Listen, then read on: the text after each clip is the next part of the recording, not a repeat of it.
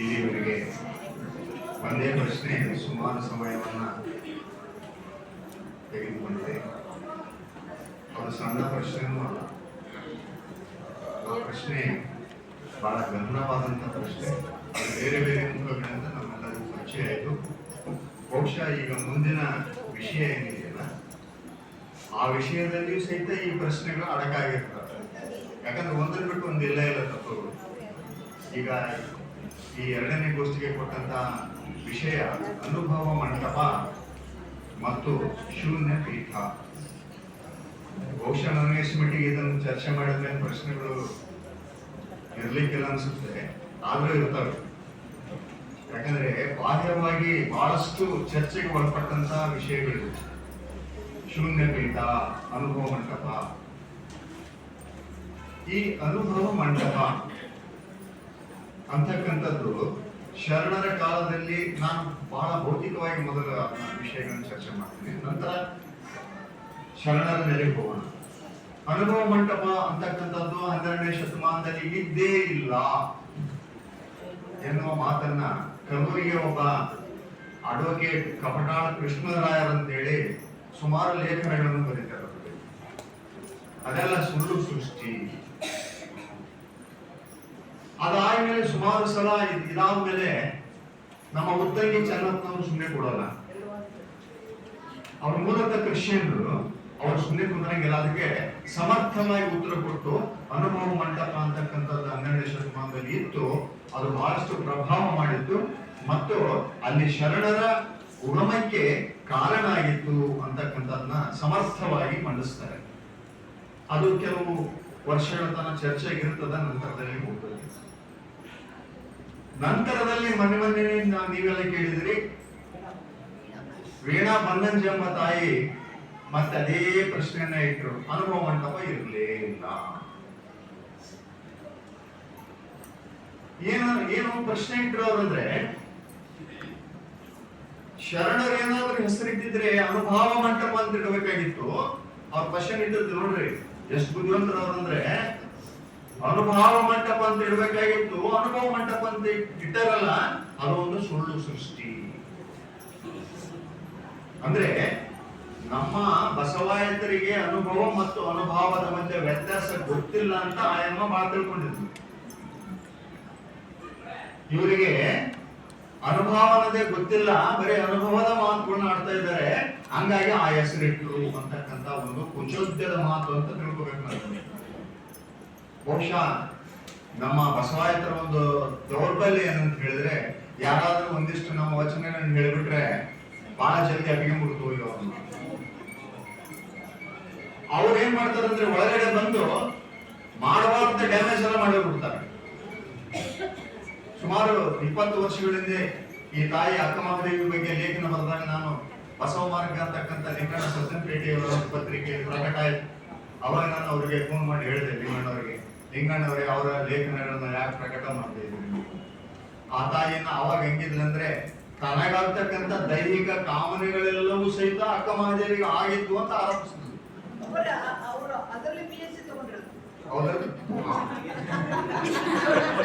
ನಿಜ. ನನಗೆ ಏನ್ ಅನಿಸ್ತಾ ಇತ್ತು, ಅದೆಲ್ಲ ಅಕ್ಕಗಾಗಿತ್ತು. ಅಕ್ಕನ ನಿಲ್ಬೇಕು, ಇದನ್ನ ನಮ್ಮ ಲಿಂಗಣ್ಣವರು ಪ್ರಕಟ ಮಾಡಿದಾಗ ನಾನು ಫೋನ್ ಮಾಡಿ ಹೇಳಿದ್ರು, ಲಿಂಗಣ್ಣವರು ಇಲ್ಲ, ನೀವೊಂದು ಅದ್ರ ವಿರುದ್ಧವಾಗಿ ಬರೆದು ಕಳಿಸಿದ್ರೆ ಹಾಕ್ತೀನಿ ಅಂದ್ರು. ಅದಕ್ಕೆ ಬರೆದು ಕಳಿಸಿದ್ರೆ ಹಾಕ್ಲೇ ಇಲ್ಲ. ಯಾಕಂತಂದ್ರೆ ಅವ್ರು ನಾಳೆ ಎತ್ತರಕ್ಕೆ ನಿಲ್ಸಿದ್ದು.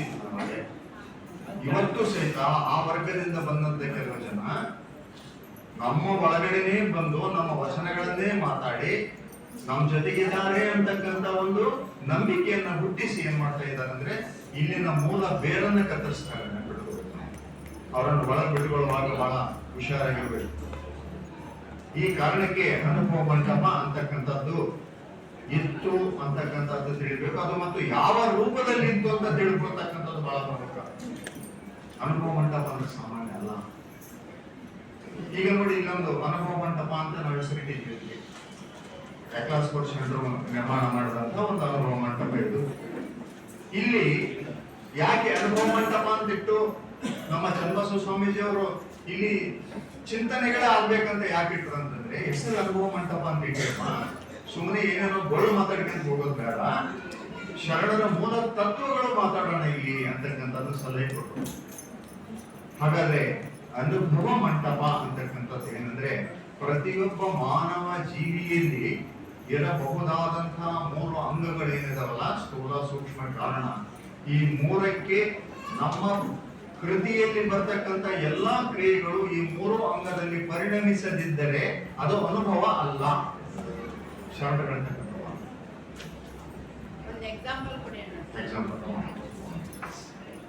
ಅದು ಅನುಭವ ಆಗಲಾರದು ಮತ್ತು ಆ ಅನುಭವ ಏನಿದೆಯಲ್ಲ ಅದು ಶುಷ್ಕ ಅನುಭವ. ಈಗ ನಮ್ಮಲ್ಲಿ 3 ಅಂಗಗಳಿದ್ದಾವೆ, ಸ್ಥೂಲ ಸೂಕ್ಷ್ಮ ಕಾರಣ. ಈ 3 ಅಂಗಗಳನ್ನ ನಾವು ಜೊತೆಗಿಟ್ಟುಕೊಂಡೇ ಯಾವುದೋ ಒಂದು ಕ್ರಿಯೆ ಮಾಡಿದ್ರೆ ಅಲ್ಲಿ ಒಂದು ಶುದ್ಧ ಅನುಭವ ಇರ್ತದೆ ಮನುಷ್ಯನಿಗೆ. ಈಗ ಬೆಳಗ್ಗೆ ಒಂದು ಕಸ ಹೊಡಿತಕ್ಕಂಥ ಕಾರ್ಯಕ್ರಮ ತಾಯಂದ್ರೆಲ್ಲ ಮಾಡ್ತಾರೆ. ನಾವು ಬಿಡ್ರಿ ಊಟ ಹಾಕೊಂಡು ವಾಕಿಂಗ್ ಹೋಗ್ಬಿಡ್ತೀವಿ ಬೆಳಗ್ಗೆ, ಪ್ರಾಕ್ಟಿಕಲ್ ಎಕ್ಸ್ಪೀರಿಯನ್ಸ್. ನಿಮ್ಗೆ ಅನಿಸ್ತೈತೆ ಬೆಳಗ್ಗೆ ಎದ್ದ ಕೂಡಲೇ ಏನಂತ, ಪ್ರತಿದಿನ ನಾನು ಈ ಕಸ ಹೊಡೆಯೋದು, ಅಡಿಗೆ ಮನಸ್ ಪಾತ್ರೆ ತೊಳೆಯೋದು, ಇದು ಸತತ ಇದ್ದದ್ದಲ್ಲ ಇದು ಅಂತ ಭಾವ ಅನ್ಬಿಡ್ತೀವಿ. ಒಂದೇನಾದ್ರೂ ಇದರಿಂದ ಮುಕ್ತಿ ಐತೇನು ಅಂದ್ಬಿಟ್ಟು ಬರ್ತಿಲ್ಲ ಭಾವ. ಅಂದ್ರೆ ಯಾವಾಗ ಆ ಕ್ರಿಯೆಯ ಬಗ್ಗೆ ಒಂದು ಭಾವ ಮೈನಸ್ ಆಯ್ತು, ಆದ್ರೂ ನೀವೆಲ್ಲ ಮನುಷ್ಯರ ಬೆಳಂಗಿಲ್ಲ, ಮನೆ ಮಕ್ಕಳದಾರ, ಗಂಡರದ ಕೆಲ್ಸಕ್ಕೆ ಹೋಗೋರದ ಮಾಡ್ಬೇಕಲ್ಲ ಅಂತೇಳಿ ಮತ್ತೆ ಮನುಷ್ಯ ಏನ್ ಮಾಡ್ತಾರೆ, ನಿಲ್ಲಿಸ್ತದೆ ಮಾಡೋದು. ಭಾವದಲ್ಲಿ ಕೊರತೆ ಇರುವ ಕಾರಣ ಮನಸ್ಸು ಏನ್ ಮಾಡ್ತೈತೆ, ಮಾಡ್ತಿರ್ತೈತೆ, ಪಾತ್ರೆ ತಿಕ್ತಿರ್ತೈತೆ, ಬಾಯ ಗುಣ ಗುಣ ಅಂತಿರ್ತಾವ. ನಿಮ್ಮ ಯಾರು ಮಕ್ಕಳಿರ್ತಾರ, ಅನಿವಾರ್ಯವಾಗಿ ಗುಣಗುಣ ಅಂತಾನೆ ಪಾತ್ರೆ ಕೆಲಸ ಮುಗಿತು. ಸ್ಥೂಲ ದೇಹನು ಕೆಲಸ ಮಾಡಿದ್ದಲ್ಲಿ ಅಲ್ವಾ, ಸ್ಥೂಲ ದೇಹ ಕೆಲಸ ಮಾಡಿದೆ. ಯಾಕಂದ್ರೆ ಮನಸ್ಸು ಹೇಳಿದ್ರೆ ಕೇಳಬೇಕಲ್ಲ, ಅದಕ್ಕೆ ಅನಿವಾರ್ಯ. ಅದು ಮುಗಿದ ಮೇಲೆ ನೀವು ಬಹಳ ಚೆನ್ನಾಗಿ ಪಾತ್ರೆ ತಿಕ್ಕಿದ್ರು ಸಹಿತ ಆ ಪಾತ್ರೆಯನ್ನು ನೋಡಿದ ಕೂಡಲೇ ನಿಮಗೆ ಅದು ಬೆಳಗಾದ ರೀತಿ ನಿಮ್ಮ ತೃಪ್ತಿ ಆಗಬೇಕಾಗಿತ್ತು. ಅದು ನಿಮಗೆ ತೃಪ್ತಿ ಆಗಬೇಕಾಗಿತ್ತು. ಅದು ತೃಪ್ತಿ ಆಗದಲ್ಲ. ಯಾಕಂತ ಕೇಳಿದ್ರಿ, ಅದು ಸಂಪೂರ್ಣ 3 ಅಂಗಗಳ ಕ್ರಿಯೆಯಲ್ಲಿ ಹೊರಹೊಮ್ಮಿದಂತ ತತ್ವ ಆಗಿಲ್ಲ. ಪ್ರತಿ ಕ್ಷಣ ನಡೀತಿದ್ದು ಅನುಭವ ಅಂತಕ್ಕಂಥದ್ದು. ಈ ರೀತಿ ಇದು ನನಗೆ ಬಂದ ಮಹಾಪ್ರಸಾದ, ಇದರ ಮೂಲಕ ನಾನು ಪರಮನನ್ನು ಕೂಡಬಲ್ಲದು ಅಂತ ಪ್ರಾರಂಭ ಮಾಡಿದ ಕೆಲಸ. ಇದರ ಮೂಲಕನೇ ದೇವನನ್ನ ಕೂಡಬಹುದು ನಾನು. ಮಾದಾರ ಧೂಳಗೆ ಚಪ್ಪಲಿ ಹೊಲಿಯೋದ್ರಲ್ಲಿ ದೇವನನ್ನ ಕಂಡ ಕೆಲಸ ಸಣ್ಣದು ದೊಡ್ಡದಂತಲ್ಲ. ನನ್ನ ಭಾವವನ್ನ ವಿಚಲಿತ ಮಾಡಬಾರ್ದು, ನನ್ನ ಮನಸ್ಸನ್ನ ಅದರ ಸಂಬಂಧದಲ್ಲಿ ಇಟ್ಕೋಬೇಕು, ಅದರ ನೆರಳಿನಲ್ಲಿ ಕೆಲಸ ಮಾಡ್ತಾ ಇರಬೇಕು. ಇಲ್ಲೇನು ಅನುಭವ ಬರುತ್ತಲ್ಲ ಅವಾಗ ಅದಾದ್ಮೇಲೆ ಒಂದು ಸಂತೃಪ್ತಿ ನಿರ್ಮಾಣ ಆಗ್ತದೆ ಆ ಕೆಲಸದಲ್ಲಿ. ಆ ಸಂತೃಪ್ತಿಯೇ ಅನುಭವ. ಅದು ದೇವನಿಗೆ ಅರ್ಪಿಸಿದಾಗ ಏನಾಗುತ್ತೆ, ಅದು ಅನುಭವ ಆಗ್ತದೆ. ಅನುಭವನೇ ಹೋಗಿ ಅನುಭವ ಆಗ್ತದೆ. ಅನುಭವಕ್ಕೂ ವ್ಯತ್ಯಾಸ ಏನಂತ ಹೇಳಿದ್ರೆ, ಇಂದ್ರಿಯಗಳು ಆ ಪರಮ ಚೈತನ್ಯದ ಸಂಪರ್ಕ ಇಲ್ಲದೆ ಮಾಡಿದಂತಹ ಎಲ್ಲ ಕೆಲಸಗಳು ಶುಷ್ಕ ಅನುಭವಗಳೇ ಹೊರತು ಸಂತೃಪ್ತಿಯನ್ನ ಕೊಡ್ತಕ್ಕಂಥ ಅನುಭವಗಳು ಆಗಿಲ್ಲ.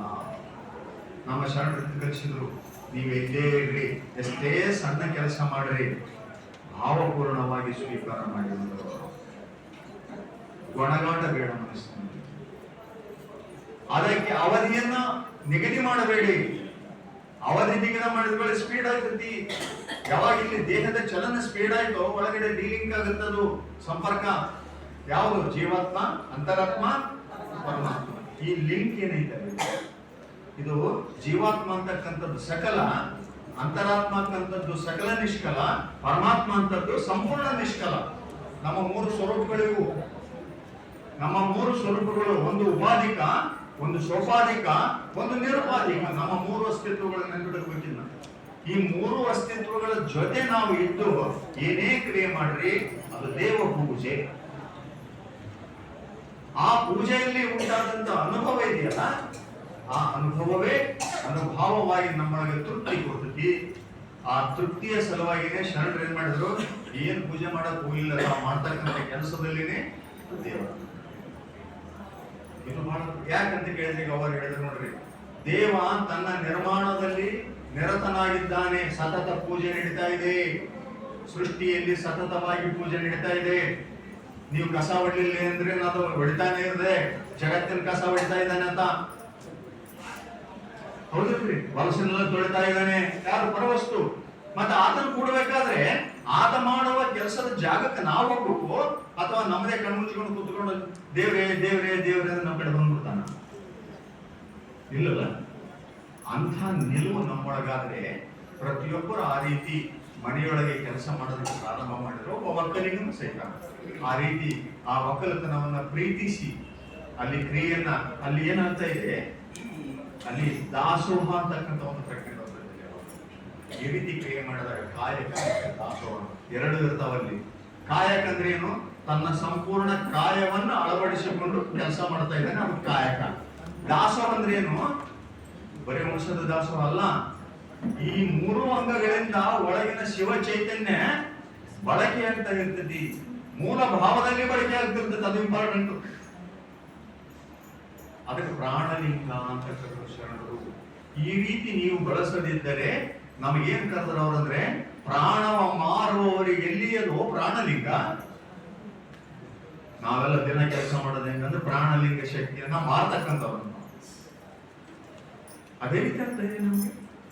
ನಾವು ಮಾಡತಕ್ಕಂಥ ಕೆಲಸದ ಬಗ್ಗೆ ನಂಬಿಕೆ ಇಲ್ಲ, ಸಂತೃಪ್ತಿ ಇಲ್ಲ. ಇಂಥ ಅನುಭವವನ್ನ ಪಡೆದು ನಾವು ಚರ್ಚೆ ಮಾಡೋಣ ಅಂತಕ್ಕಂಥದ್ದು ಕುಳಿತವ್ರು ಯಾರಂದ್ರೆ 12ನೇ ಶತಮಾನದ ಶರಣರು.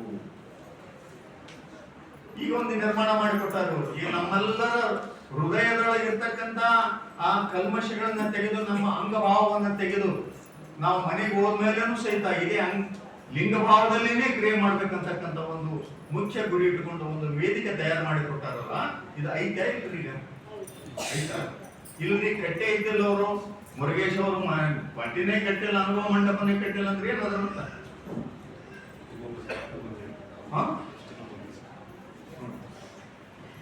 ಇದು ಅನುಭವ ಮಂಟಪದ ಸ್ಥಿತಿ. ಬಟ್ ಅನುಭವ ಮಂಟಪ ಅಲ್ಲಿನ ಅನುಭವ ಮಂಟಪ, ಈಗ ನಾವು ನಿರ್ಮಾಣ ಮಾಡ್ತಕ್ಕಂಥ ಅನುಭವ ಮಂಟಪಗಳು ಯಾವುವು? ಇದರ ಬಗ್ಗೆ ಒಂದು ಸ್ವಲ್ಪ ನಾವು ವಿಶ್ಲೇಷಣೆ ಮಾಡ್ಕೋಬೇಕಾಗಿದೆ. ನಮ್ಮಲ್ಲಿನೂ ಸಹಿತ ಈಗ ಬಹಳಷ್ಟು ಜಾಗೃತಿ ಮೂಡ್ತಾ ಇದೆ, ತತ್ವದಲ್ಲಿ ಜಾಗೃತಿ ಮೂಡ್ತಾ ಇದೆ. ಎಲ್ಲ ಕಡೆಯಿಂದ ಕೆಲಸಗಳಾಗ್ತಾ ಇದ್ದಾವೆ, ಎಲ್ಲ ಕಡೆ ತತ್ವ ಪ್ರಸಾರ ನಡೀತಾ ಇದೆ, ಅದರ ಚಿಂತನೆಗಳು ನಡೀತಾ ಇದ್ದಾವೆ. ಮತ್ತು ಅವರು ಮಾಡಿದ ಚಿಂತನೆಗಳಿಗೂ ನಾವು ಮಾಡತಕ್ಕಂಥ ಚಿಂತನೆಗಳಿಗೂ ಇರುವ ವ್ಯತ್ಯಾಸ ಏನು? ನಿಜವಾಗಿ ಇದಕ್ಕೆ ನಾವು ಅನುಭವ ಮಂಟಪ ಅಂತ ಕರೆಯಬಹುದೇ ಅಂತ ಪ್ರಶ್ನೆಗಳನ್ನು ನಾವು ಇಡಬೇಕು. ಇಲ್ಲಿ ಬಂದು ಮಾತಾಡೋದು, ಆ ಮಾತುಗಳನ್ನು ಕೇಳಿ ಹೊರಗಡೆ ತಗೊಳ್ಳೋದು, ಹೊರಗಡೆ ಹೋದ ಕೂಡಲೇ ಆ ಅರಿವಿಗೆ ವಿರುದ್ಧವಾಗಿ ಮತ್ತೆ ಮರಿವಿನಲ್ಲಿ ಕೆಲಸ ಮಾಡ್ತಕ್ಕಂಥದ್ದು ಇದು ಅನುಭವ ಮಂಟಪದ ಕ್ರಿಯೆ ಅಲ್ಲ. ಅನುಭವ ಮಂಟಪದಲ್ಲಿ ಶರಣರು ಯಾಕೆ ಸೇರ್ತದಂದ್ರೆ, ಒಂದು ನೆನ್ಬಿಡ್ಬೇಕು ನಾವು, ಪ್ರತಿದಿನ ಕಾಯಕ ಮಾಡ್ತಕ್ಕಂಥ ಶರಣರು ಸಾಯಂಕಾಲ ಬಂದು ಯಾಕೆ ಸೇರ್ತದಂದ್ರೆ, ತನ್ನೊಳಗೆ ಬೆಳಗಿನ ಶಿವಯೋಗದಲ್ಲಿ ಕಂಡಂತ ಮಹಾ ಬೆಳಕನ್ನ ನಾನು ಕಾಯಕದಲ್ಲಿ ಹೇಗೆ ಉಪಯೋಗಿಸಿದೆ, ಜಗತ್ತಿನ ಜೊತೆ ಹೇಗೆ ಉಪಯೋಗಿಸಿದೆ, ಅಲ್ಲಿ ಬಂದಂತ ತೊಂದರೆಗಳು, ತಾಪತ್ರಯಗಳು, ವಿರೋಧಗಳು ಹೆಂಗ್ ಬಂದು ನಾನು ಇಲ್ಲಿ ಹೇಗೆ ನಡ್ಕೋಬೇಕಂತಕ್ಕಂಥ ಉತ್ತರ ತಗೊಳ್ಳೋದಕ್ಕೆ ಅಲ್ಲಿಗೆ ಬರ್ತಿದ್ರು ಅವರು. ಯಾಕಂದ್ರೆ ಪರಿಪೂರ್ಣತೆಗೆ ಹೋಗ್ತಕ್ಕಂಥ ಕಡೆ ಗಮನ ಇತ್ತು ಅವರು. ತಮ್ಮ ಶೂನ್ಯವನ್ನ, ತಮ್ಮ ಶೂನ್ಯ ನಿಲುವಿನ ಕಡೆ ಹೋಗ್ಬೇಕಾದಂತ ಒಂದು ತುಡಿತಾ ಇತ್ತು. ನಮ್ಮಲ್ಲಿ ಕ್ರಿಯೆ ಅಂತಕ್ಕಂಥದ್ದು ಬಹಳ ಪ್ರಮುಖ ನೆನ್ಪಿಟ್ಕೋಬೇಕು. ನಾವು ಶಿವಯೋಗ ಮಾಡ್ಕೊಂಡು ಬರೇ ಮಾತಾಡ್ಕೊಂತ ಕುಂದ್ರಲ್ಲ. ನಾವು ಶಿವಯೋಗದ ಬೆಳಕನ್ನ ಕಾಯಕ್ಕೆ ವಿಸರ್ಜಿಸಿಕೊಂಡು ಆ ಕಾಯವನ್ನ ನಮ್ಮ ಕ್ರಿಯೆಗಳಲ್ಲಿ ಬಳಸ್ತಕ್ಕಂಥವ್ರು ನಾವು ಬಸವಾಯಿತು. ಯಾರ ಜೊತೆ ಬಳಸ್ತಾ ಇದೀವಿ? ಜಗತ್ತಿನ ಜೊತೆ ಬಳಸ್ತಾ ಇದೀವಿ. ಜಗತ್ತು ನಮಂಗಿಲ್ಲ, ಜಗತ್ತು ನಮಂಗಿಲ್ಲ. ನಾವೇನು ಶುದ್ಧವಾಗಿ ಬಳಸ್ತಾ ಇದೀವಿ ಅಂತ ತಿಳ್ಕೊಡ್ರಿ, ಎಲ್ಲರನ್ನ ಜಂಗಮಲಿಂಗ ಅಂತ ನೋಡ್ತಾ ಇದೀವಿ ಅಂತ ತಿಳ್ಕೊಡ್ರಿ, ಎದುರಿಗಿದ್ದದ್ದು ಏನ್ ಮಾಡ್ತತಿ? ಏನೋ ಒಂದು ಮಾತಾಡ್ತತಿ, ಇದಕ್ಕೆ ವಿರುದ್ಧವಾದಂತ ವಿಚಾರಗಳನ್ನು ಹೇಳ್ತತಿ, ಅವಮಾನ ಮಾಡ್ತತಿ. ಇದಾಗ್ತಾ ಇದೆ ಅಲ್ರಿ? ಆಗ್ತಾ ಇದ್ದಾರೆ. ಈ ರೀತಿ ಆದಾಗ ನನ್ನ ಮನಸ್ಸು ಹೆಂಗ್ ರಿಯಾಕ್ಟ್ ಮಾಡುತ್ತೆ? ನನಗೆ ಏನಾಯ್ತು ಇವತ್ತು ಬಂದು ಇಂಥ ನನ್ಗೆ ಅಂದ್ರು, ನನ್ನ ಮನಸ್ಸು ಒಂದಿಷ್ಟು ವಿಚಲಿತ ಆಯಿತು, ಗುರುಗಳೇ ಅಂತ ಬಂದು ಅಲ್ಲಿ ಹೇಳ್ತಾ ಇದ್ವಿ ಅಲ್ಲಮರ ಮುಂದೆ. ಅಲ್ಲಮರ ಮೊದಲನೇ ಅಧ್ಯಕ್ಷರು, ಅನುಭವ ಮಂಟಪದ ಮೊದಲನೇ ಅಧ್ಯಕ್ಷರು. ಅವ್ರ ಮುಂದೆ ಹೇಳಿದಾಗ ಅವ್ರು ಹೇಳ್ತಾ ಇದ್ರು, ಇದು ಈ ರೀತಿ ಮಾಡ್ಕೋ, ಬದಲಾವಣೆ ಹೀಗೆ ಮಾಡ್ಕೊಂಡು. ನನಗೆ ಇನ್ನೊಬ್ಬರು ಬಂದು ಹೇಳ್ತಾ ಇದ್ರು, ನನಗೊಬ್ಬ ವೇಶ್ಯ ಬಂದು ನನ್ನ ಮನೆಯಲ್ಲಿ ಪೂಜೆ ಮಾಡಕ್ಕಂತ ಕರೆದ್ರು, ನಾನು ಹೋಗ್ಲೋ ಬೇಡ, ನಾನು ನಾಳೆ ಹೇಳ್ತೇನೆ ಅಂತ ಹೇಳಿ ನಾನು ಹೋಗ್ಲೋ ಬೇಡ. ಬರುತ್ತೆ ಇದು. ನಮ್ಮ ಒಬ್ಬ ಶಾಂತರು ಬರ್ತಾರೆ, ಮುಗ್ಧ ಸಂಘಗೆ ಕೇಳ್ತಾರೆ, ಹೋಗು ಅಂತಾನೆ. ಹೋಗು, ನಿನ್ನೊಳಗೆ ನೀನಿದ್ದಾಗ ನೀನ್ ಯಾವಾಗ ಬದಲಾವಣೆ ಆಗಿ ಸಾಧ್ಯ ಇದೆಯೋ. ಅಲ್ಲಿ ಹೋಗ್ತಾನೆ ಅಂತ ಮುಗ್ಧ ಸಂಗಯ್ಯ. ಹೋಗಿ ಆ ವೇಶ್ಯ ಮನ್ಯಾಗ ಶಿವಯೋಗ ಮಾಡ್ಕೊಂಡು ಬಂದು ಹೇಳ್ತಾನೆ. ಹೊರಗಳ ಬಂದು ಕೆಲವು ಕುಹಕಿಗಳು ಮಾತಾಡ್ತಾರೆ, ಏನ್ ನೋಡಿ ಶರಣರಂತ ಹೇಳ್ಕೊಂತಾರ. ಹೋಗಿದ್ಯಾರ ಮನೆಗೆ, ಏನ್ ಮಾಡಿದ್ರು ಅಲ್ಲಿ ಯಾರಿಗ್ ಗೊತ್ತು, ಹಿಂಗೂ ಮಾತಾಡೋರದ. ಒಬ್ಬ ಶರಣರು ಇಂಥದ್ದು ಬದಲಾವಣೆ ಮಾಡಿದ್ರ ಅಂತ ಹೇಳೋರು ಇದ್ದಾರೆ. ಸಂಗಯ್ಯ ಬಂದು ಹೇಳ್ದ, ಏನ್ ಅನುಭವ ಆಯ್ತು ನನಗೆ ಲಿಂಗಾನುಭವ ಅಂದ್ರೆ ನಿಜವಾಗಿಯೂ ಸಹಿತ ಅದು ವರ್ಣನಾತೀತ ಅಂತಕ್ಕಂಥದ್ದು ಹೇಳಿ ಬಸವಣ್ಣವರು ಬಂದು ಹೇಳ್ತಾರೆ. ನೋಡಿ ಹೇಗಿದೆ ಅಂದ್ರೆ, ಇಂಥ ಅನುಭವಗಳ ವಿಮರ್ಶೆಗಳು ತಪ್ಪು ಒಪ್ಪುಗಳನ್ನ ನಿರ್ಧಾರ ಮಾಡೋದಕ್ಕಾಗಿನೇ ಅನುಭವ ಮಂಟಪದ ಚರ್ಚೆ ಇತ್ತು. ಇಲ್ದಿದ್ರೆ ಏನಾಗುತ್ತೆ, ಶರಣರ ಸಂಘದಲ್ಲಿ ಇಲ್ಲದೆ ಇದ್ರೆ ನಮ್ಮ ತಪ್ಪುಗಳು ನಮಗೆ ಗೋಚರಿಸುವುದಿಲ್ಲ. ಅದಕ್ಕೆ ನೆನ್ಪಿಟ್ಕೋಬೇಕಿಲ್ಲ. ನಾವು ಒಂದ್ಸಲ ನಾವು ಅಂತಿಗೆ ಗೆರೆ ಎಳ್ಕೊಂಡ್ಬಿಟ್ಟು ನಮ್ಮೊಳಗಂದ್ರೆ ಹೋಯ್ತದೆ. ನನ್ನ ಚಿಂತನೆಗಳು ಅಂತಿಮ, ನನ್ಗೆ ಯಾರು ಹೇಳಬಾರ್ದು ಅಂತ ಅನ್ಕೊಂಡ್ರೆ, ಯಾರ ಮಾತುಗಳನ್ನು ನನ್ನೊಳಗೆ ನಾನು ಬಿಟ್ಕೊಳ್ಳದೆ ಇದ್ರೆ ಶರಣ ತತ್ವದ ಸಾಧನೆ ನಿಂತ್ಕೊಂಡೆ. ಯಾಕಂದ್ರೆ ಶರಣರ ಸಂಘ ಹೆಂಗಂದ್ರೆ ಮುಕ್ತವಾಗಿ ಹೃದಯ ಹೆಂಗಿರ್ಬೇಕಂದ್ರೆ ಸ್ವೀಕಾರ ಮಾಡಬೇಕು. ಇದು ಪಾಂಡಿತ್ಯದ ಪ್ರದರ್ಶನ ಅಲ್ಲ. ಆ ಪಾಂಡಿತ್ಯ ಕ್ರಿಯಾರೂಪಕ್ಕೆ ಬರ್ತಕ್ಕಂಥ ಒಂದು ಪ್ರಕ್ರಿಯೆ. ನಾವೆಲ್ಲರೂ ಸಹಿತ ಇಲ್ಲಿತ್ತು, ಹೆಚ್ಚು ಕಡೆ ನೀವು ಯಾರು ಕಡಿಮೆ ಇಲ್ಲ ಇಲ್ಲಿ. ಆದ್ರೆ ಇದನ್ನ ಎಕ್ಸಿಕ್ಯೂಟ್ ಮಾಡ್ತಕ್ಕಂಥ ಸಂದರ್ಭದಲ್ಲಿ ನಾನು ಏನು ಮಾತಾಡ್ತಾ ಇದ್ದೀನಿ, ನನ್ನ ಕ್ರಿಯೆ ಏನು, ಅರಿವಿನ ಕ್ರಿಯೆಯೇ ಅಥವಾ ಮರೆವಿನ ಕ್ರಿಯೆಯೇ ಅನ್ನೋದನ್ನ ವಿಶ್ಲೇಷಣೆ ಮಾಡಿಕೊಂಡು ನಾನು ಹೆಜ್ಜೆ ಹಿಡಿದಿದ್ರೆ ಇದಕ್ಕಿಂತ ದೊಡ್ಡ ಅಪರಾಧ ಶರಣರಿಗೆ ಮಾಡ್ತಕ್ಕಂಥ ಒಂದು ಅಪರಾಧ ಬೇರೆ ಯಾವುದೂ ಅಲ್ಲ. ಎಷ್ಟು ದಿವಸ ನಾವು ಇಂಥವು ಮಾಡಿದ್ರು ಸಹಿತ ಅದು ಪ್ರಯೋಜನ ಆಗೋದಿಲ್ಲ. ಇದು ಇವತ್ತಿನ ಅನುಭವ ಮಂಟಪದ ಪ್ರಯೋಗ. ಅದಕ್ಕಾಗಿ ನಮ್ಮಲ್ಲಿ ಹೊಡೆದಾಟದ ಒಂದು ಸಂಘಟನೆ ಶುರು ಮಾಡಿದ ಕೂಡಲೇ ಅಧ್ಯಕ್ಷ ನಾನಾಗಬೇಕು, ಕಾರ್ಯದರ್ಶಿ ನಾನಾಗಬೇಕು, ನಾನಾಗಬೇಕು. ಮತ್ತು ಅನುಭವಿಗಳು ನಮ್ಮ ತರ ಕರ್ಕೊಳ್ಳೆ ಮೇಲೆ ಕುರ್ಚಿ ಕರೀಲಿಲ್ಲ, ದೂರನೇ ಕುಂದಿಸ್ಬಿಟ್ರು. ಮೊದಲು ಮಾತಾಡಕ್ ಬರಲಿಲ್ಲ, ಕೊನೆಗೆ ಕೊಟ್ಟರು, ಮಂದಿ ಹೋದ್ಮೇಲೆ ಕೊಟ್ಟರು. ಇವೆಲ್ಲ ಭಾವನೆಗಳು ಬರ್ತಾವ. ಈ ಭಾವನೆ ಬಂತಂದ್ರೆ ಯಾರಲ್ಲಿ ಮೊದಲು ಮಾತಾಡ್ತಾ ಇದ್ದಾರೋ ಅವರೊಳಗೂ ನಾನು ಇದ್ದೇನೆ,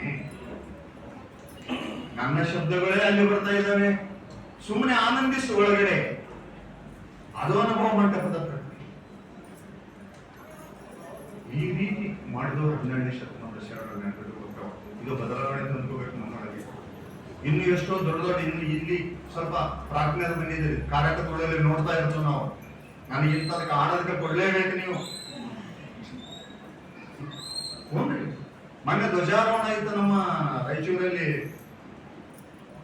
ಧ್ವಜಾರೋಹಣಕ್ಕೆ ನಮ್ಮ ಸ್ವಾಮಿಗಳು ಫೋನ್ ಮಾಡಿದ್ರು, ನಾನು ಇದನ್ನ ಬೈಕಿನ ಮೂಲಕ ರ್ಯಾಲಿ ತರ್ತಾ ಇದ್ದೀನಿ, ನಾನು ಬರೋವರೆಗೂ ನೀವೇನೋ ಶಸ್ತ್ರ ಧ್ವಜಾರೋಹಣ ಮಾಡಿದ್ರೆ ಅದ್ ಮುಂದೆ ಬೇರೆನೇ ಆಗ್ತದೆ ಕತೆ ಅಂದ್ರೆ ನನಗೆ ಫೋನ್ ಮಾಡಿದ್ರು. ಇವರು ನೋಡಿದ್ರೆ ನಮ್ಮ ಸಾಣೆಹಳ್ಳಿ ಶ್ರೀಗಳು ಟೈಮ್ ಅಂದ್ರೆ ಟೈಮ್ ಗೆರೆ ಹೇಳ್ತಾರೆ. ಸಂಕಟ ನಮ್ಗೆ. ಆವಾಗ ನಾನು ಒಂದಿಬ್ಬರಿಗೆ ಹಾಡಕ್ ಕೊಟ್ಟೆ. ಅವ್ರ ಹಾಡಕ ಮುಗಿದ ಮೇಲೆ ಅವ್ರು ಬರಲಿಲ್ಲ. ಇದು ಮತ್ತೆ ಯಾರು ಬೇರೆದ್ರಲ್ಲಿ ಇದು ಮಾಡಿದವರು ಬಸವತತ್ವದವರೇ ವಚನಗಳು ಏನಾಯ್ತು ಅಹಂಕಾರ ಕರಗಿದೆಯಾ ಎಲ್ಲಾದ್ರೂ ಇಲ್ಲಪ್ಪ ನೀವು ಮಾಡಿಕೊಡ್ರಪ್ಪ, ನಮ್ಗೆ ಸ್ವಲ್ಪ ತಡ ಆಗ್ತೈತಿ, ಬಂದು ಜಾಯ್ನ್ ಆಗ್ತೀವಿ ನಾವು ಅಂತಿದ್ದೆ. ಎಷ್ಟು ಹಗರ ಆಗ್ತದೆ ಮಾಡೋರಿಗೆ.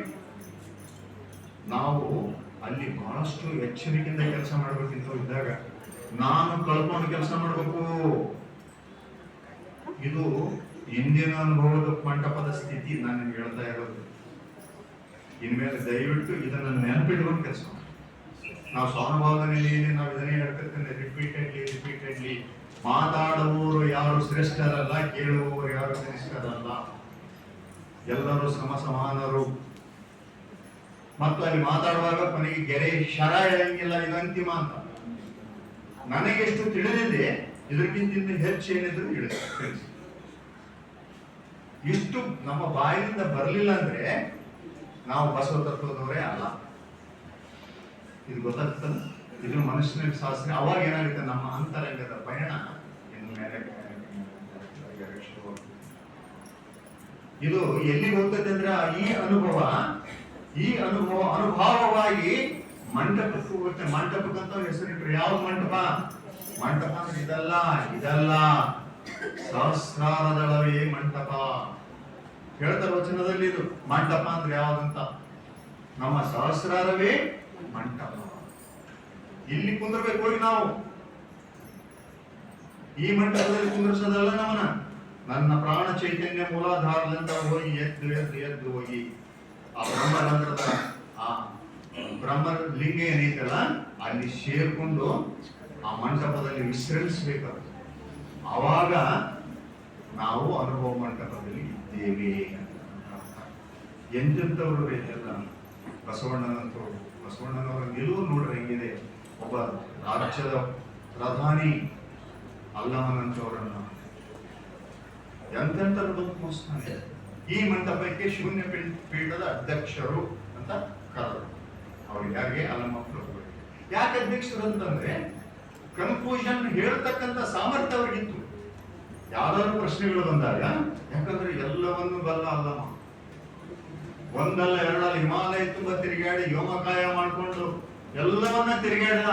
ಆದ್ರೆ ಆತನಿಗೆ ಒಂದು ಗೊತ್ತಿದ್ದಿಲ್ಲ, ಭಕ್ತಿಯ ನೆಲೆ ಒಂದು ಕಲಿತದ್ದು ಬಸವಣ್ಣನಿಂದ. ಪ್ರಶ್ನೆ ಮಾಡ್ತಾರೆ ಅಲ್ಲಮ್ಮರು. ನನ್ನ ಕಡೆಗೆ ಹೋಗಿ ದೇವರ ಬಗ್ಗೆ ಸ್ವಲ್ಪ ಬಂದಾಗ ಪ್ರಶ್ನೆ ಮಾಡ್ತಾರ, ದೇವರು ಎಷ್ಟು ಅದ್ಭುತ ಇದ್ದಾನೆ, ಏನ್ ಬಸವಣ್ಣ ಇದನ್ನ ಪರಿಚಯ ನೀನ್ ಹೆಂಗ್ ಮಾಡಿಕೊಟ್ಟಿ ಅಂತ ಕೇಳ್ತಾರ ಅವರು. ನೆನೆದೀಹನೆಂದೆಡೆ ಮನಕ್ಕೆ ಶುರುಕದು, ಬರೆದೀಹನೆಂದೆಡೆ ಕುರುವಿಂಗೆ ಬಾರದು, ಪೂಜಿಸೇನೆಂದರೆ ಮೂರ್ತಿ ಅಲ್ಲ, ತನುವಿನಲ್ಲಿ ಇಲ್ಲದ ಮನದಲ್ಲಿ ಇಲ್ಲದ ಮಹಾಗಣ ನಿಮ್ಮೊಳಗೆ ನೆಲೆ ನಿಂತ ಪರ್ಯಂತಯ್ಯ. ಗುಹೇಶ್ವರನೆಂಬ ಲಿಂಗ ಜಗದ ಕಣ್ಣಿಗೆ ಕತ್ತಲೆ ತರಿಸಿ ನಿಮ್ಮ ಮನದಲ್ಲಿ ನೆಲೆ ನಿಂತ ಪರ್ಯಂತ ಹೇಳ ಸಂಗನ ಬಸವಣ್ಣ. ಹೇಳಾರ ಯಾರು? ಅಲ್ಲಮ್ಮ. ಯಾರ ಕೈಗೆ ಸಿಗದಾತ, ತನುವಿನಲ್ಲಿ ಇಲ್ಲ, ಮನದಲ್ಲಿ ಇಲ್ಲ, ಪೂಜಿಸಿದರೆ ಮೂರ್ತಿ ಅಲ್ಲ, ನೆನೆದರೆ ನೆನವಿಗೆ ಸಿಗ್ಲಾತಲ್ಲ, ಕುರುವಿಗೆ ಬರ್ಲಾರ್ದಂತ ಹೆಂಗ ಹಿಡಿದೀನಿ ನೋಡ್ರಿ. ಬೆಳಗ್ಗೆ ಬಂದಲ್ಲ ದೇವರ ಕಲ್ಪನೆ, ಈಗ ಅರ್ಥ ಆಗಿರ್ಬೇಕು ಅದರ ಗಾಢತೆ, ದೇವರು ಹೆಂಗಿದ್ದಾನೆ ಅಂತಕ್ಕಂಥದ್ದು. ಅಲ್ಲಮರ ಅದರ ಗಾಂಭೀರ್ಯತೆಯನ್ನು ಹೇಳ್ತಾ ಇದ್ದಾರೆ ನೋಡ್ರಿ. ಕಾರಣ ಇಷ್ಟೇ, ಆತ ಅವ್ರು ಹೇಳಿದ್ರು, ನಿನ್ನನ್ನ ನೀನು ಸಮರ್ಪಿಸಿಕೊಂಡಾಗ ಮಾತ್ರ ಆತ ಸಿಗ್ತಾನೆ. ನಿನ್ನನ್ನ ನೀನು ಸಮರ್ಪಿಸಿಕೊಂಡು ಆತನ ನೆಲೆಯನ್ನು ಮುಟ್ಟಬಹುದೇ ಹೊರತು ನಿನ್ನನ್ನ ನೀನು ಉಳಿಸಿಕೊಂಡು ಮುಟ್ಟಿದ್ರೆ ಅದು ಸಿಗುವುದಿಲ್ಲ. ಇದು ಹೊಸ ಆವಿಷ್ಕಾರವನ್ನು ಕೊಟ್ಟು 12ನೇ ಶರಣರು. ಆದ್ರೆ ಈ ಇಷ್ಟಲಿಂಗದ ಸೂತ್ರ ಏನಿತ್ತಲ್ಲ, ಈ ಅನುಭವ ಮಂಟಪದಲ್ಲಿ ಚರ್ಚೆ ಆಗ್ತಕ್ಕಂಥ ಇಷ್ಟಲಿಂಗ ಸೂತ್ರದ ಅನುಭವ ಅಲ್ಲಿ ಚರ್ಚೆ ಆಗ್ತಿತ್ತು. ಅವಾಗ ಹೇಳ್ತಾರಲ್ಲೇ, ನಮ್ಮ ಯಾರ ದೇವರಂತ ಇವತ್ತು ಬ್ರಹ್ಮ ವಿಷ್ಣು ರುದ್ರ, ವಿಷ್ಣು ಮತ್ತು ಈ ಶಿವನ ಬಗ್ಗೆ ಏನ್ ಚರ್ಚೆ ಆಯ್ತು, ವಿವಾದ ಆಯ್ತು, ಜಗಳ ಆಯ್ತು, ಸುಮಾರು 1000 ವರ್ಷ ಆಗಿದೆ. ಸ್ವಲ್ಪ ಅಲ್ಲ. ವಿಷ್ಣು ದೊಡ್ಡಾದಂತ ಒಂದು ಗುಂಪು, ಶಿವ ದೊಡ್ಡಾದಂತ ಒಂದು ಗುಂಪು. ಅವಾಗನೇ ರಚನೆ ಇವು ಯಾವ್ದು ಹಿರಣ್ಯಕಶಿಪು, ಪ್ರಹ್ಲಾದ, ರಾಮ, ರಾವಣ, ಈ ಕಥೆಗಳನ್ನೆಲ್ಲ ವಿಷ್ಣು ಭಕ್ತರನ್ನ ಹೆಚ್ಚು ಮಾಡಿ ಶಿವ ಭಕ್ತರನ್ನ ಕಿರಿದು ಮಾಡೋದಕ್ಕೆ ಮಾಡಿದಂತ ಪ್ರಯತ್ನಗಳಿಗೂ ಇತಿಹಾಸದಲ್ಲಿ ಒಂದೊಂದು ಮಾಡಿಲ್ಲ ಅದನ್ನ. ಆದ್ರೆ ಇವರು ಮೂವರನ್ನು ಮೀರಿರ್ತಕ್ಕಂಥ ಒಂದು ಚೈತನ್ಯ ಇದೆಯಲ್ಲ, ಬ್ರಹ್ಮ, ವಿಷ್ಣು, ರುದ್ರ, ಈ ಮೂವರು ದೇವರು ಅಲ್ಲ. ಬಸವಾಯತರಿಗೆ ಈ ಮೂವರು ದೇವರು ಅಲ್ಲ. ಹಾಗಾದ್ರೆ ವಚನದಲ್ಲಿ ಬರ್ತಾವಲ್ಲ ಇವು ಏನು? ಹಾಗಾದ್ರೆ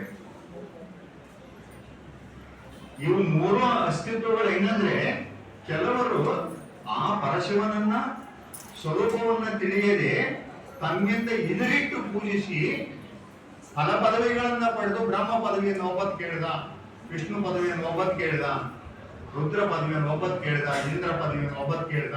ಪದವಿಯನ್ನ ಪಡೆದು ಶಕ್ತಿಯನ್ನ ಪಡೆದು ಆ ಪದವಿಯಲ್ಲಿ ನಿಂತು ಕೆಲಸ ಮಾಡ್ತಕ್ಕಂಥವ್ರು ಮತ್ತೆ ಅವರು ಹುಟ್ಟಿಗೆ ಬರ್ಬೇಕು, ಮತ್ತೆ ತಿರುಗಿ ಹುಟ್ಟಬೇಕು ಅವರು. ಅದಕ್ಕೆ ಶರಣ ಹೇಳ್ತಾರೆ, ಬ್ರಹ್ಮನ ಕಾಲಡಿಗೆ ಸಿಕ್ಕದೆ. ಬಸವಾಯತರು ಹೇಳ್ತಾರೆ, ಅವರು ಲಿಂಗ ಪೂಜೆ ಮಾಡೋರು ಹೇಳ್ತಾರೆ, ನೀನು ಬ್ರಹ್ಮನ ಕಾಲಡಿಗೆ ಸಿಕ್ಕಬೇಡ,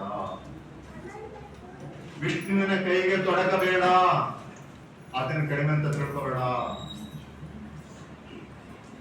ರುದ್ರನಿಗೆ ನಿಲುಕಬೇಡ. ನೀನು ಯಾಕೆ ಹೇಳ್ತಾರೆ ಈ ಮಾತುಗಳಂದ್ರೆ, ಇವರು ಮೂರು ಈ ಮಾಯಾವರಣದಲ್ಲಿ ನಿನ್ನನ್ನ ಇರುವಂತೆ ನೋಡಿಕೊಳ್ಳುವವರು. ಗೊತ್ತಿರ್ಬೇಕು ಈ ಮಾತನ್ನು, ವಚನಗಳನ್ನ ನೋಡ್ತಾರೆ. ಇವು ಸ್ಥಿತಿಗಳು ಏನದಾವಲ್ರಿ, ವೈದ್ಯು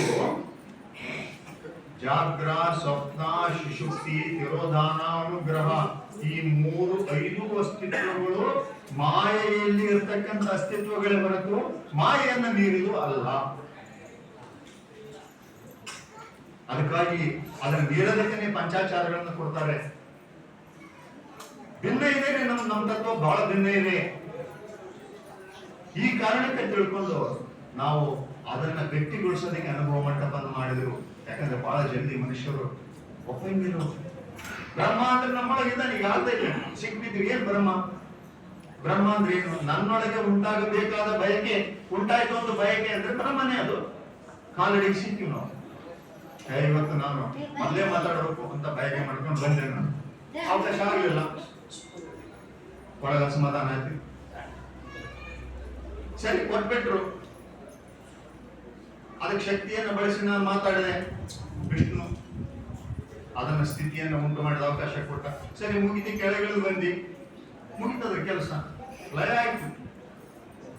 ಈ ಪ್ರಕ್ರಿಯೆ ಇಡೀ ಜೀವನ ತುಂಬ ನಡೆದು ನಡೆದು ನಡೆದು ನಡೆದು ನಡೆದು ಏನಾಗಿದೆ ಅಂದ್ರೆ, ಯಾವುದೇ ಫಲಗಳು ನನಗೆ ಸಿಗದೆ ಇಂಥದ್ರಲ್ಲಿನೇ ಜೀವನ ಆಯುಷ್ಯ ಮುಗಿದು ಹೋಗಿದೆ.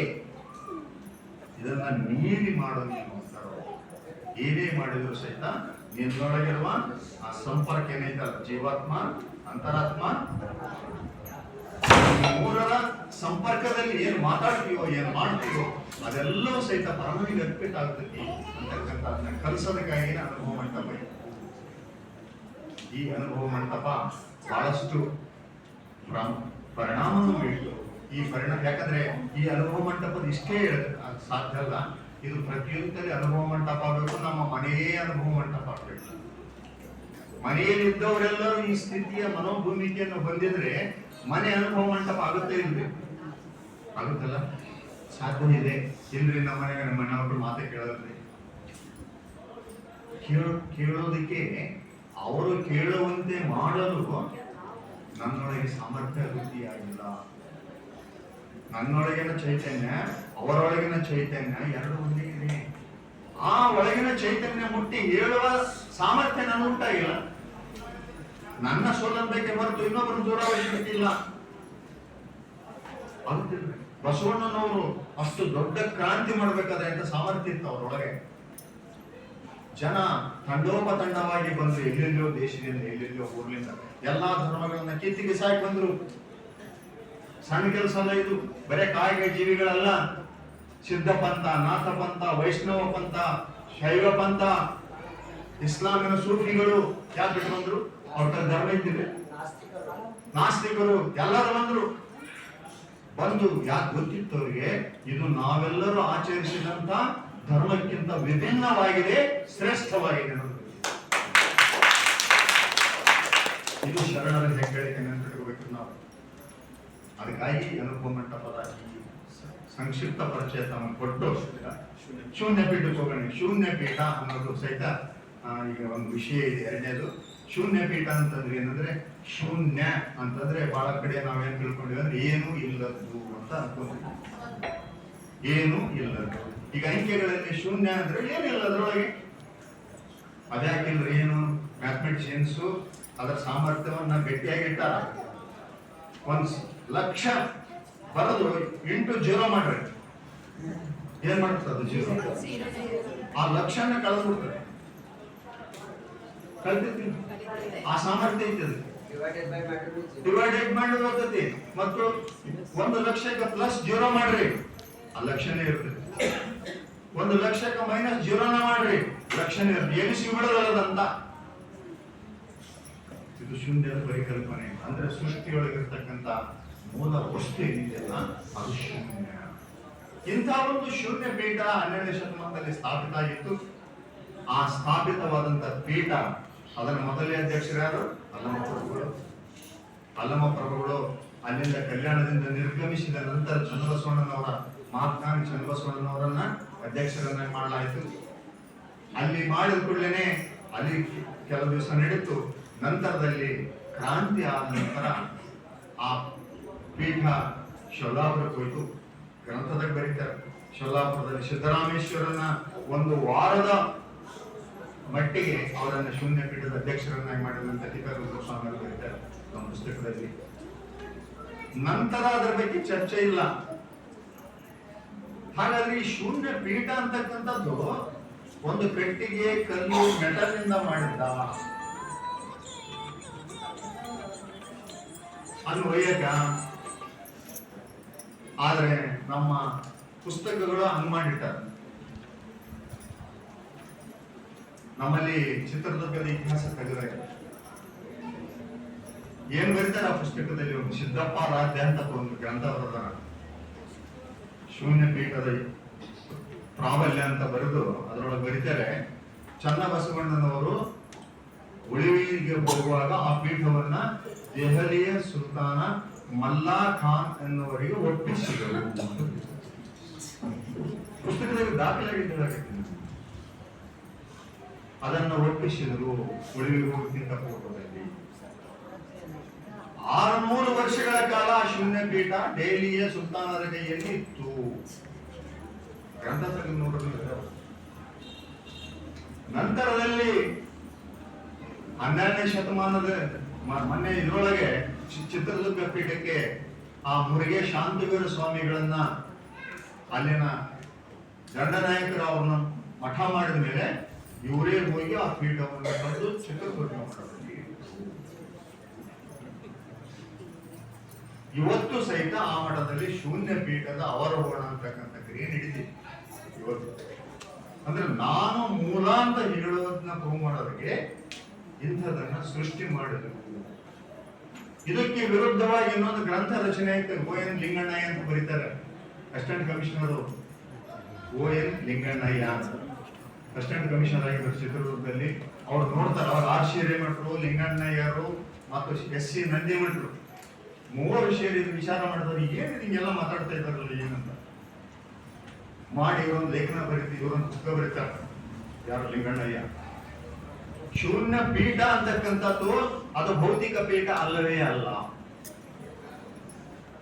ನಮ್ಮ ಮಠದ ಹಿರಿಮೆ ಗರಿಮೆಗಳನ್ನ ಜಾಸ್ತಿ ಮಾಡಿಕೊಳ್ಳೋದಕ್ಕೆ, ನಾನು ಪೂರ್ವದಲ್ಲಿ ಇತ್ತು ಅಂತ ಜಾಸ್ತಿ ಮಾಡಿಕೊಳ್ಳೋದಕ್ಕೆ ಮಾಡಿದಂತ ಒಂದು ತಂತ್ರವೇ ಹೊರತು ಅದು ಅಲ್ಲ. ಅದಕ್ಕಿಂತ ಪೂರ್ವದಲ್ಲಿ ಯಡಿಯೂರ ಮಠ ಇತ್ತು, ಅದಕ್ಕಿಂತ ಪೂರ್ವದಲ್ಲಿ ಹರದನಹಳ್ಳಿ ಮಠ ಇತ್ತು, ಶಿವಗಂಗಾ ಮಠ ಇತ್ತು ಅಂತ ಹೇಳಿ ಆ ಪುಸ್ತಕದಲ್ಲಿ ಬರೀತಾರೆ. ಆ ಪುಸ್ತಕ ನೋಡಿದೆ. ಅಂದ್ರೆ ಆ ಪೀಠ ಸಹಿತ ಅದನ್ನ ಒಂದು ಭೌತಿಕ ಪೀಠ ಮಾಡಿ ಅದಕ್ಕೊಂದಿಷ್ಟು ರುದ್ರಾಕ್ಷಿಗಳನ್ನ ಹಾಕಿ, ರುದ್ರಾಕ್ಷಿ ಕಿರೀಟಗಳನ್ನ ಮಾಡಿ ಒಬ್ಬ ವ್ಯಕ್ತಿಗಳನ್ನ ಮ್ಯಾಲೆ ಕುಂದಿರಿಸಿದರೆ ಶೂನ್ಯ ಪೀಠಾಧ್ಯಕ್ಷ ಆಗ್ತಾರ ಅವರು. ನೋಡಿ, ಜಂಗಮ ಸ್ಥಾವರ ಆಗದಂದ್ರೆ ಹೀಗೆ. ಜಂಗಮ ಸ್ಥಾವರ ಆಗದಂದ್ರೆ ಇದೇ ರೀತಿ. ಹೌದು, ಇದನ್ನ ಅಲಗಡ್ತೀರ ಹಂಗಲ್ಲ ಅಂದ್ರು. ಲಿಂಗಣ್ಣಯ್ಯ ಬಹಳ ಸ್ಪಷ್ಟವಾಗಿ ಬರೀತಾರೆ, ಅದು ಶೂನ್ಯ ಪೀಠ ಭೌತಿಕ ಪೀಠ ಅಲ್ಲ. ಭೌತಿಕ ಪೀಠ ಅಲ್ಲ ಅಂತ ನಾವು ನಿರ್ಧಾರ ನಮ್ಮೆಲ್ಲರಿಗೆ ಬಂದ್ಬಿಟ್ಟಿದ್ದೀವಿ. ಎಲ್ಲಾದ್ರೂ ಪೀಠ ಬಂದು ನೋಡ್ರಿ, ಕೆಲವರು ಮಾಡಿದ್ರೆ ಇನ್ನೂ ಈ ಕುಚೇಂಜ ನಡೆದೈತಿ. ನಾವು ಏರಿದ್ವಿ ಪೀಠನ, ಅದೊಂದು ಸಂಭ್ರಮ, ಅದಕ್ಕೊಂದು ಮತ್ತೆ ಫೋಟೋ ತೆಗೆಸ್ಕೊಂಡು ಇವತ್ತು ಶೂನ್ಯ ಪೀಠದ ಅವರೋಹಣ ಕಟ್ಟಿಗೆದೊಂದು ಮಾಡಿಸಿಟ್ಟಿದ್ದಾರೆ. ಆರೋಹಣ. ಹಾಗಾದ್ರೆ ನೀವು ಪ್ರತಿ ವರ್ಷ ಅದನ್ನ ಆರೋಹಣ ಮಾಡ್ತಾರಂದ್ರೆ ಇಳಿದಿದ್ದು ಯಾವಾಗ? ಯಾವಾಗ ಇಳಿದಿರ್ಬೇಕಲ್ಲ. ಒಂದ್ಸಲ ಶೂನ್ಯ ಪೀಠದ ಮೇಲೆ ಏರಿದ ಬರಂಗಿಲ್ಲ ಅದು. ನೀವು ಸಣ್ಣ ಚಿಂತನೆಗಳು ಬರಲಿಲ್ಲ ನಮ್ಗೆ. ಇಳಿಬೇಕಾಗಿತ್ತು, ರಾತ್ರಿ ಇಳಿದ್ಬಿಟ್ಟು ಅಂತ ಕಾಣುತ್ತೆ. ಮತ್ತೆ 364 ದಿವಸ ಅದು ಹೆಂಗಿರ್ಬೇಕು ಹಂಗೆ ಇರೋದು, ಮತ್ತೆ 365 ದಿವಸ ಮತ್ತೆ ಇದು ಈ ತತ್ವಕ್ಕೆ ಆನಂದ ಅಪಚಾರಗಳ ಬಗ್ಗೆ ಮಾತಾಡಬೇಕಾಗಿಲ್ಲ. ಬರೀ ಯಾರೋ 5 ಜನ ಪೀಠಾಧ್ಯಕ್ಷರು ಅಪಚಾರ ಮಾಡ್ಯಾರ ಅಂತ ತಿಳ್ಕೊಬೇಡ್ರಿ. ಇತಿಹಾಸದಲ್ಲಿ ಎಂತ ತಪ್ಪುಗಳಾಗಿದ್ದಾವೆ. ಅದಕ್ಕಾಗಿ ಶೂನ್ಯ ಪೀಠ ಅಂತಕ್ಕಂಥದ್ದು ಅದು ಒಂದು ಭೌತಿಕ ಪೀಠ ಅಲ್ಲ. ಡಿಸೈಡ್ ಆಯ್ತಲ್ಲ, ಮೊದಲೇ ಡಿಸಿಷನ್. ಹಾಗಾದ್ರೆ ಆ ಪೀಠ ಎಲ್ಲಿದೆ? ಎರಡನೇ ಪ್ರಶ್ನೆ, ಶೂನ್ಯ ಪೀಠ ಎಲ್ಲಿದೆ? ಯಾರಾದ್ರೂ ಹೇಳ್ಬೋದಾ? ಎಲ್ಲರೊಳಗೂ ಇದೆ ಶೂನ್ಯ ಪೀಠ, ಎಲ್ಲರೊಳಗೂ ಇದೆ. ಯಾರ್ಯಾರು ಮಾನವ ಜೀವಿಗಳ ಹುಟ್ಟಿದಾರೋ ಎಲ್ಲರೊಳಗೂ ಆ ಭಾವದಲ್ಲಿ ಆ ಪೀಠ ಇದೆ. ಬೆಳಗ್ಗೆ ನಾನು ವಚನ ಹೇಳಿದೆಲ್ಲ, ಬಯಲೇ ಅಂಗವಾಗಿ ನೆರವಯಲೇ ಲಿಂಗವಾಗಿ ಭಾವೈಕ್ಯ ಸಂಬಂಧವಾಯಿತು ನೋಡ. ಬಯಲಿಂದ ಅಂಗವಿಲ್ಲದೆ ನೆರವಯಲೆಂಬ ಲಿಂಗ ನಿಶಬ್ದವಾಗಿ ಭಾವೈಕ್ಯ ಬೆರಗಾಯಿತು ನೋಡ. ಜಯಂಕೃತ ನಿಜಲಿಂಗ ಪ್ರಭುವೇ, ಅದು ಸುಮ್ಮನೆ ಸಂಗತಿ. ಅದಕ್ಕೆ ಮಾನ್ಯತೆ ಕೊಟ್ಟಿಲ್ಲ ನಾವು. ನನ್ನೊಳಗಿನ ಲಿಂಗ ನಿಶಬ್ದವಾಗಿ ಕುತ್ಕೊಂಡಿದೆ. ಪೀಠ ಇದೆ, ಆ ಪೀಠದ ಮೇಲೆ ಹೋಗಿ ಕುತ್ಕೊಳ್ಳೋದು ನನಗೆ ಮನಸ್ಸಿಲ್ಲ. ಕಾರಣ ಇಷ್ಟೇ, ಇದರ ಆಕರ್ಷಣೆ ಬಹಳ ಇದ್ದಿದ್ದು. ಈ ಪೀಠಗಳಿದಾವಲ್ಲ, ಇಲ್ಲಿ ಸಣ್ಣ ಪೀಠ ಮನ್ಯಾಗ ಮನಿ ಹಿರಿಯನ್ ಮಾಡ್ಯಾರ, ಸಾವುಕಾರನ್ ಮಾಡ್ಯಾರ. ಇನ್ನೊಂದ್ ಸ್ವಲ್ಪ ದಿವಸ ಹೋದ್ರೆ MLA ಮಾಡ್ತಾರ, ಮಂತ್ರಿ ಮಾಡ್ತಾರ, ಪ್ರಧಾನಿ ಮಾಡ್ತಾರ. ಈ ಪೀಠಗಳಿಗೆ ಈ ಪೀಠ ಬಿಟ್ಟು ಅದನ್ನೇ ಕೊಡ್ಕೋಲ್ಲ ಅಂತ. ಅದಕ್ಕಾಗಿ ನೆನ್ಪಿಟ್ಟಬೇಕು, ಈ ಪೀಠ ಒಳಗಡೆ ಸರ್ವವನ್ನು ರಕ್ಷಣೆ ಮಾಡ್ತಕ್ಕಂಥದ್ದು, ಇಡೀ ಸೃಷ್ಟಿಗೆ ಮೂಲವಾದಂತಹ ಒಂದು ಪೀಠ ನಮ್ಮೆನ್ನ ಎಲ್ಲರ ಭಾವದೊಳಗಿದೆ. ಆ ಭಾವದೊಳಗಿರ್ತಕ್ಕಂಥ ಶಿವನ ನೆಲೆಯೇ ಶೂನ್ಯ ಪೀಠ. ಇದು ಎರಡನೇ ಆಸ್ಪೆಕ್ಟ್. ಸರಿ, ಈ ಶೂನ್ಯ ಪೀಠ ಶೂನ್ಯ ಸಂಪಾದನೆ ಅಂತ ಬರುತ್ತೆ. ಯಾರು ಈ ಶೂನ್ಯ ಪೀಠವನ್ನ ಏರಿ ಅದರ ಮೇಲೆ ಕುತ್ಕೊಂಡ್ರು ಅದಕ್ಕೆ ಶೂನ್ಯ ಸಂಪಾದನೆ ಅಂತ ಕರಿತೀವಿ ನಾವು. ಶೂನ್ಯ ಸಂಪಾದನೆ ಗ್ರಂಥಗಳು ಬಂದು ನಿಮ್ಗೆ ಗೊತ್ತಿದೆ. ಅದನ್ನ ಎಲ್ಲರೂ ಮಾಡಬಹುದು, ನೆನ್ಪಿಟ್ಟು. ಅದರ ಹೆಣ್ಣು ಗಂಡು, ಈ ಜಾತಿ ಆ ಜಾತಿ, ನೋ ಡಿಸ್ಕ್ರಿಮಿನೇಷನ್. ಯಾಕಂದ್ರೆ ದೇವ ಸ್ವರೂಪ ಆ ರೀತಿ ಎಲ್ಲರೊಳಗೂ ಇದೆ. ಅದಕ್ಕಾಗಿ ಇದನ್ನ ನಾವು ಮಾಡಲೇಬೇಕು. ಇದನ್ನ ಮಾಡಬೇಕಾದ್ರೆ ಪೂರ್ವ ತಯಾರಿ ಏನಂತಂದ್ರೆ, ನಮಗೆ ಎಲ್ಲ ಗೊತ್ತಾಗಿದ್ದಲ್ಲ, ಶೂನ್ಯ ಪೀಠ ನಮ್ಮೊಳಗೆ ಐತಂತ.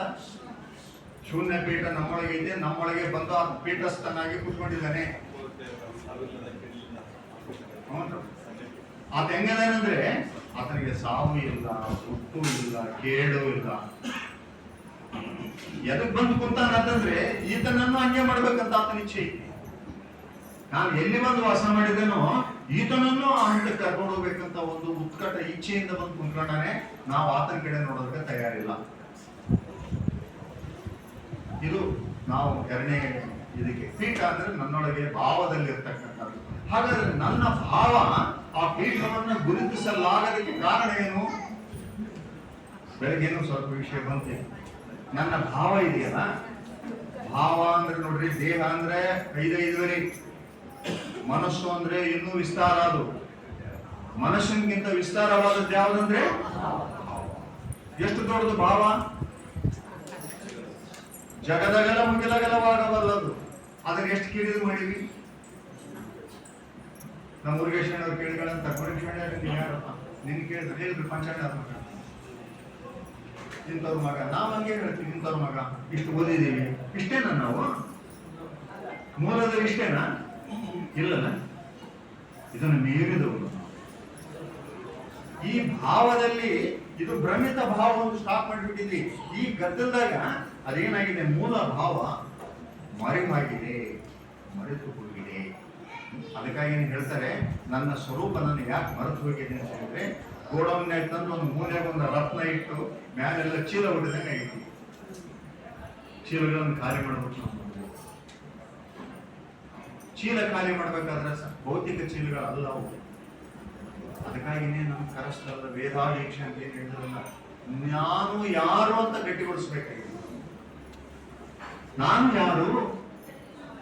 ನಾನು ಇಂಥವ್ರ ಮಗನ? ಇಂಥವ್ರಿದಾನ ಏನಿಲ್ಲಲ್ಲ. ನಾನು ಮೂಲ ಶಿವನಿಂದ ಶಿವನ ಅಂಶಿಕನಾಗಿ ಬಂದವನು.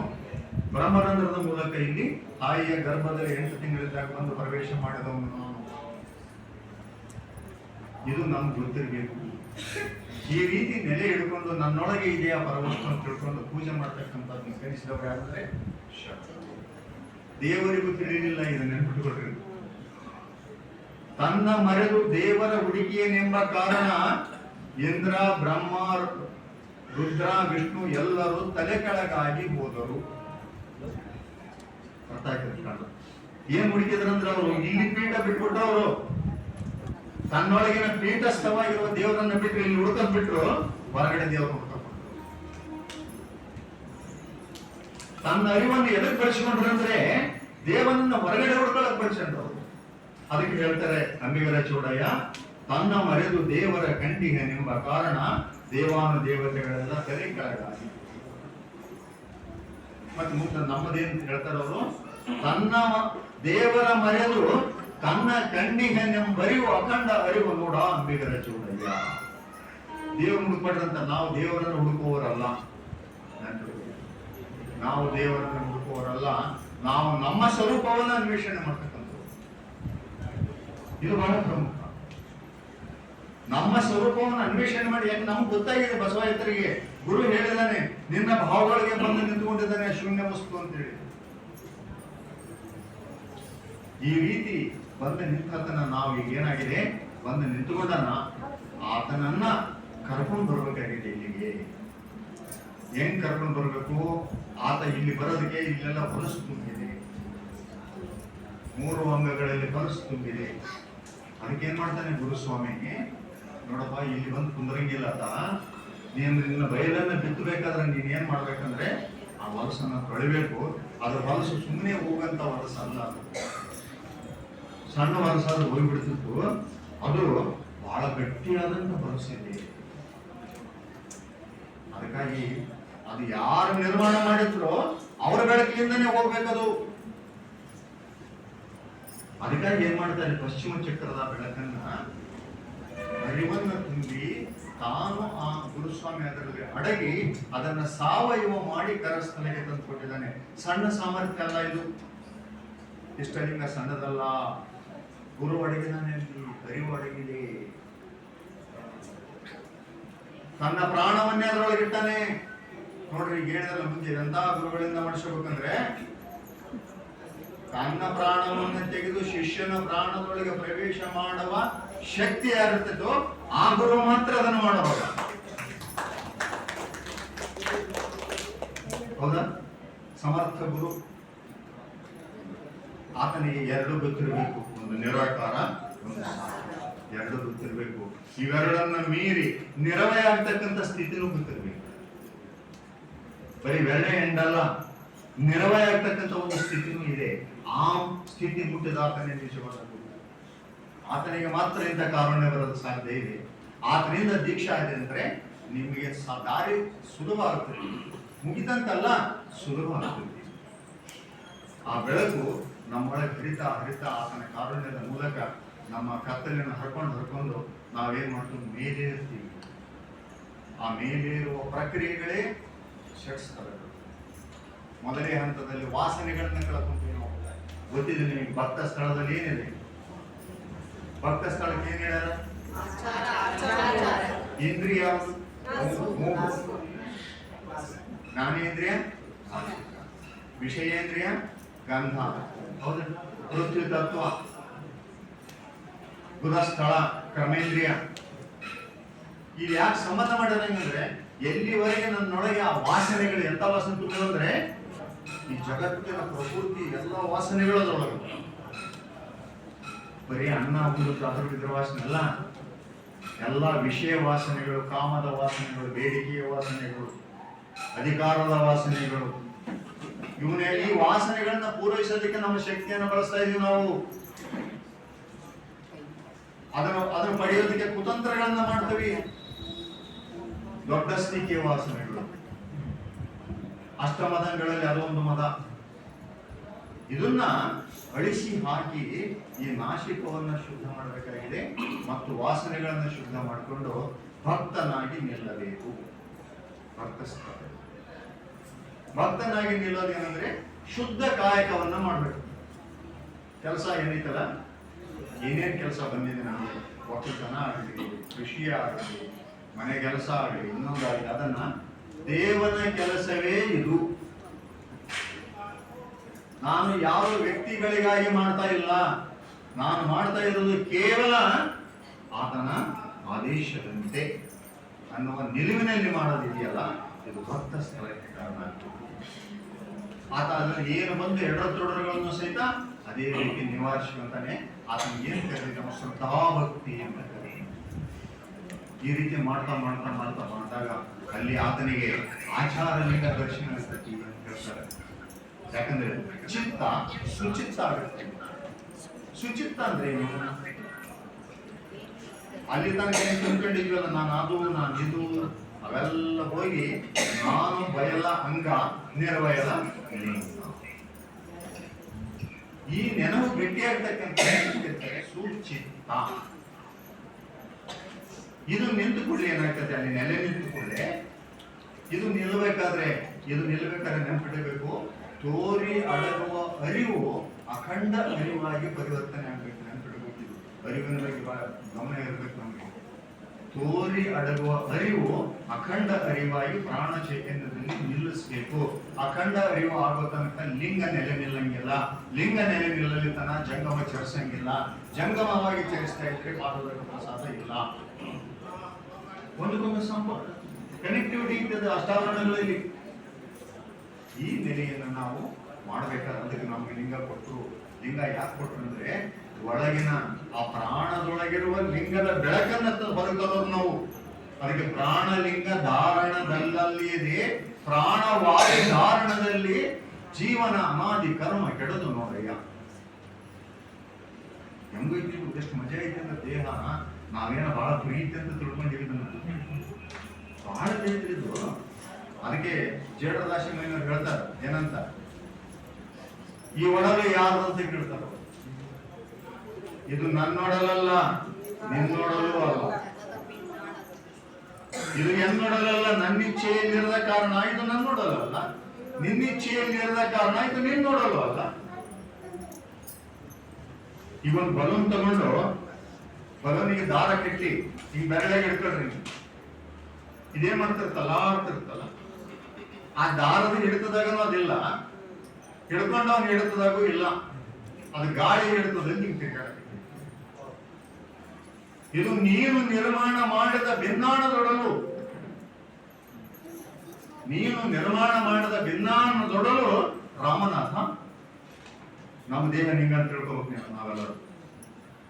ನಮ್ಮ ದೇಹ ಹಿಂಗೈ, ನನ್ನ ಇಚ್ಛೆದಾಗೈತೆ ಅಂತ ತಿಳ್ಕೊಂಡ್ವಿ. ಇಲ್ಲ, ಜೀವನ ಇಚ್ಛೆಯಲ್ಲಿ ನಡೀತಾ ಇಲ್ಲ. ಸೃಷ್ಟಿಕರ್ತನ ಇಚ್ಛೆದಾಗ ಏನೈತೇನೋ ಅಲ್ಲಿ ಇಲ್ಲ. ಕೇಳಲ್ಲ ಅದು. ಯಾಕಂದ್ರೆ ನೀನೇನು ಮಾಯಾವರಣದ ಒಡಲ ನಿರ್ಮಾಣ ಮಾಡಿಯಲ್ಲ, ಅದರ ಆಶ್ರಯದಲ್ಲಿ ನಡೀತಾ ಇದೆ ಅದು.